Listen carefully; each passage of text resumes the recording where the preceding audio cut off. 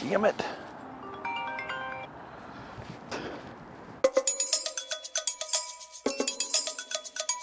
Hey guys, JohnnyNerdOut here. We got another custom e-bike build for you. I want to tell you about what we did to this bike.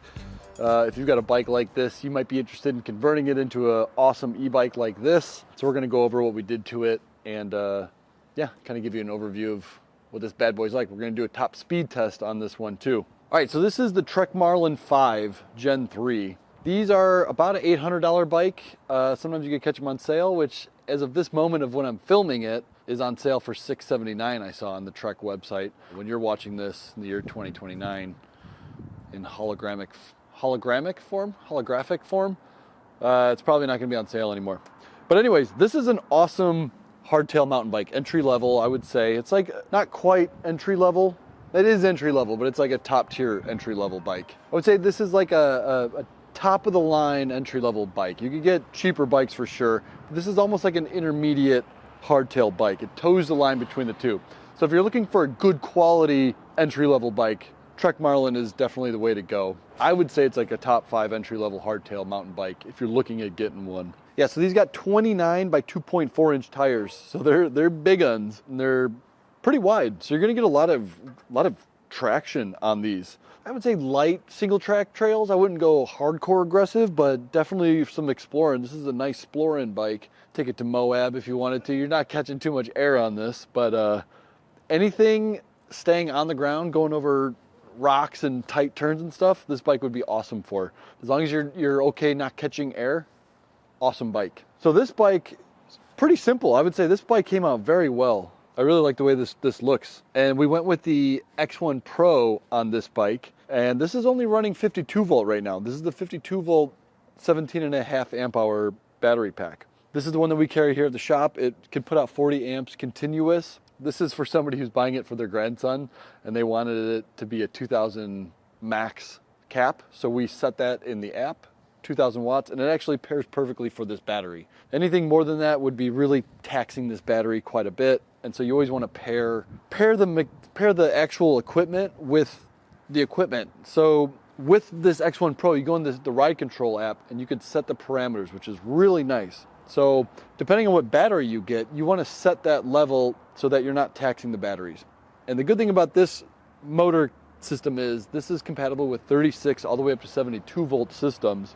So if they wanted to swap a new battery in, whether it's 36, 48, 52, or if they want to go 72 volt, they can just swap it in, make a quick setting change, and then they could dial in how much more power they want. They can turn this into a 6,000 watt, whatever, dirt bike, 60 mile an hour bike if they want to. If they do want to take it to Moab and they have a death wish, they can. But you could also dial these things down. These things are not necessarily don't write them off as crazy overpowered machines, because you could dial them down and make them sensible. You could dial this down to be 500 watts. Say you live in Florida or New Jersey now where they have made 500 watt the legal limit. You could still get this motor and just dial it down. I don't know how well that's going to hold up in the courtroom if you have a 6,000 watt capable motor, but you have it dialed down. As long as you could prove that it was, I don't know. That's a topic for another video. But these motors by CYC are super flexible. You could throw any voltage you want at them, and the torque sensing is amazing at it. We went with the basic SW102 display. This is a nice inconspicuous display. Nice and black, small. You almost can't even tell that it's up there. Got the little throttle over here. No brake cutoffs. You don't need brake cutoffs with a torque sensing motor. I like to still recommend them, but with a torque sensor, it's really not as needed. And yes, if you are looking closely, this is the X1 Pro Gen 3. This was a refurbished model that we had in our shop. We do have refurbished motors. If you are interested, you could always go on our website and type in refurbished and sort by that and see if there's stuff available for you if you are interested in that. Otherwise, I will have links to all this stuff in the description below if you're curious about that. But for what you guys are all waiting for, let's go do a top speed test and see what this thing can do.